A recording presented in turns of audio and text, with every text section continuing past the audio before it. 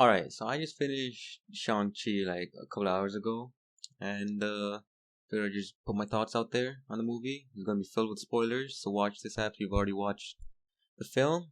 So the main thing I wanted to talk about was how Marvel movies have like sort of evolved to where they kind of become superhero movies that are just carriers for other genres. Like how the Spider-Man movies are very John Hughes inspired, those 1980s teenage films, how Captain America the Winter Soldier is basically a spy thriller. And it's not like every movie is a carrier from the genre, but it's definitely something that they figured out. So I figured this would be the martial arts movie. And the first two acts were fire. It was all gas, no breaks for the first part. Like the bus fight, fantastic. The fight in Macaw, fire. It was all fire. I loved the action. I loved how it was shot. It wasn't shaky cam. It was shot so well so you actually see them fighting. But then, the third act.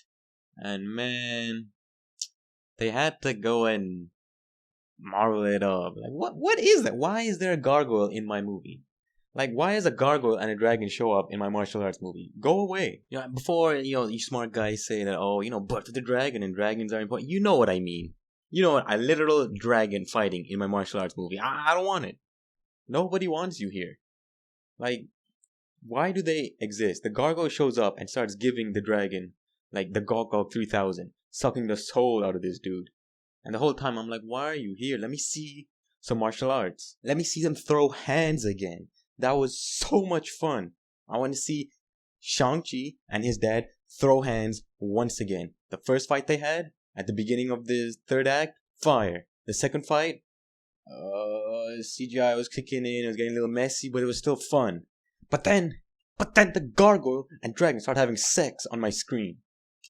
And you see, I had this I was having this idea that, oh no, it's gonna become like a big CGI fest when right at the beginning of the big battle at the beginning of the third act between the Ten Rings army and the village people. At the beginning, I was like, wait, why are we having this big fight again? Because like the fights that they had so far were so well done. They were so entertaining. But the moment the battlefield fight starts, it just becomes like a big hodgepodge of people doing this and that. I'm like, okay, this could still work though, Like I'm fine with this. And then we see Shang-Chi fight his dad. And then I thought that was a great fight. The first part of it. But then when do the second part in front of the gate, I'm like, what is going on? Because the CGI starts coming out. I'm like, okay, this is still doable. And then gargoyle people. And why? Alright, now that we've gotten all of that out of the way, it was a little negative. Let's talk about some of the stuff that I really love. Because there's a lot to love in this movie. And there's a lot that I loved in this movie. And of course, number one is the acting and the casting. Once again, Sarah Haley Finn hits on every mark, alright? Simu Liu as Shang-Chi, Awkwafina as Katie, the comedic relief, Tony Leung as Shang-Chi's father, as the main antagonist, and then, of course, Shang-Chi's sister as well. Simu Liu, he felt so natural in his role as Shang-Chi. And he just brought this presence that was like so comforting as well.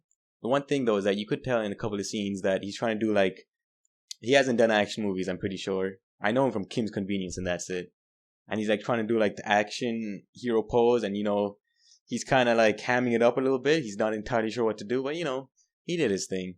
And Awkwafina, I was really happy with what they did with Awkwafina's character because sometimes the comedic relief can be overbearing. But she really wasn't. She did really well. She was important throughout the movie as well. She was entertaining. She was funny when it needed to be. And serious when she also needed to be. But Tony Leung, I'm sorry if I butchered that name. But he brought the gravitas in his role. I know he's a big time actor in Hong Kong. And over here, he really, he was dominating the screen. I loved how, as the movie kept going on, he kept looking more haggard because of how everything was taking a toll on him. And for his motivation, listen, I can't blame the man. I mean, you know what I mean. If I was married to her and she died, and suddenly she's whispering to me that, hey, you can bring me back, I'm doing it too. I'm doing it too. I don't care if the world's gonna end. Okay? And the fact that Tony Leung Mandarin was gonna do it, the pum pum must have been that good. You get me? Let's talk about the cinematography for a little bit. Because like I said before, the action scenes were shot so well. Like it stayed steady. It allowed you to see what the actors were doing, how they were doing it, and just let you absorb how great the fighting was, how great the martial arts was. But another thing was there's like a few wide shots in this movie. And the thing with wide shots, I love a good wide shot, you know? It's just a cinematographer flexing, like, look at this great photograph I've taken. And they're always like really nice to look at. But in this movie, you could tell that there was some like CG at work, which just didn't make them hit as much. So I'm not one of those people that like immediately goes CG bad, herder. But like the thing about CG and visual effects in general is that they have to be feeling natural, especially if you're doing a natural thing such as grass or like trees or whatever. They have to. You cannot notice that it's CG. If it's something like Gollum, like of course you have to suspend your disbelief a little bit, but it can still look good and you can still appreciate it. But I think right at the beginning of the movie, there's this wide shot of the Mandarin at a cliffside with a bunch of trees blowing in the wind, and you could just tell that those trees were like there was some CG in there. And when it's noticeable like that, it can take you out of the film. And I've been noticing that with some like recent Marvel properties is that I don't feel that the visual effects are gonna age as well. Alright, now let's talk about how some of the information is presented in this movie. Because I really liked how Shang-Chi's backstory wasn't shown to us in like a big block of exposition and one massive flashback, but it was rather cut up and displayed throughout the movie, so as that like we can kind of come up with our own theories in our mind as we're watching the movie, and then slowly everything is revealed. So at the beginning, we see that he was trained until he was like 14, and then he ran away. And then we know that their mother died. We don't know how. I assume that she got sick, but turns out later on we find out that some people that had beef with the Mandarin came back and they killed her. And then we find out that Shang-Chi did actually kill the person he was sent to kill, even though earlier in the movie we were told that he didn't. So I really appreciated the different approach they took to giving us Shang-Chi's backstory. I also loved how quickly we actually got into the movie. A lot of the times with the origin movies for Marvel movies, they can take a little bit to like, they waste time at the beginning, I feel like sometimes, trying to set up the characters, even though you don't need to, because we'll get to know them during the story. So we're introduced to our characters, we go through one day, we kind of get a grasp of how they are, how they're kind of, a little lost and what they want to do with their lives, and then boom, we're into the movie. We have some great action scenes. I love action that uses the environment. That's what really makes a great martial arts movie, in my opinion, and why like Jackie Chan movies were so popular is the way that the environment is used. How you don't just use your fists to fight each other, but like you see in this movie, Shang-Chi in the bus scene, he uses his jacket. I swear I've seen that move like in quite a few movies, but it's still a dope move. He uses his jacket, comes off, comes back on. He's using somebody's MacBook.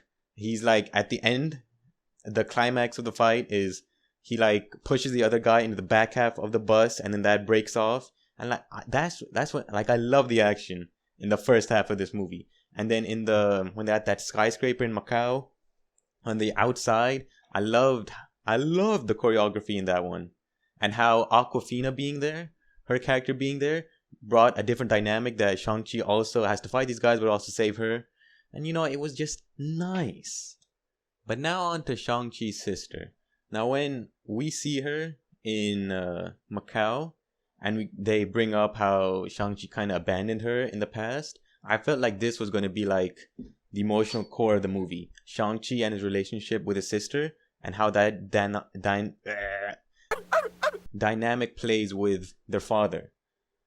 Because we get a bit of that, and then we don't. Like, she kind of just gets ignored for the rest of the movie, even though I feel like it's a pretty important thing to go over. I feel like the writers were just like, okay, we resolved this because she ditched them in Macau but then came back for them. I don't think that's enough, And then right at the end, we had a little bit when they're on top of the dragon where he's like, I'm not going to leave you again. And it's like, okay. I feel like they really wasted that because I feel like they could have done some really good stuff with Shang-Chi and his sister and their relationship, and how, they could have ended it with like how she's actually stronger than him, and maybe she beats their father or something like that. I don't know. Because at the end, she also didn't get a moment with their father. So like Shang-Chi at the end, he's saved by his dad, and then he, gets the gawk gawk. But then she gets nothing. I'm like, okay. But yeah, I still at least enjoyed the movie. I did leave the cinema feeling a little bit disappointed because the third act, but the first half was really fun. And, I hope in the sequel that they really lean more into the martial arts aspect, because I feel like the sequel movies and the MCU, more and more, the directors become more comfortable in how to make a big budget movie, and they're more comfortable in their vision. So I think that hopefully the sequel should be better. I'd still recommend watching this if you're an MCU fan. It's still a really fun movie. A lot of people loved it. I was so ready to put this into my top 5 during the first half when I was watching it. Like, this is so much fun. But then kind of fumbled it at the end, but whatever, it's still fun. I give it a solid 7 out of 10,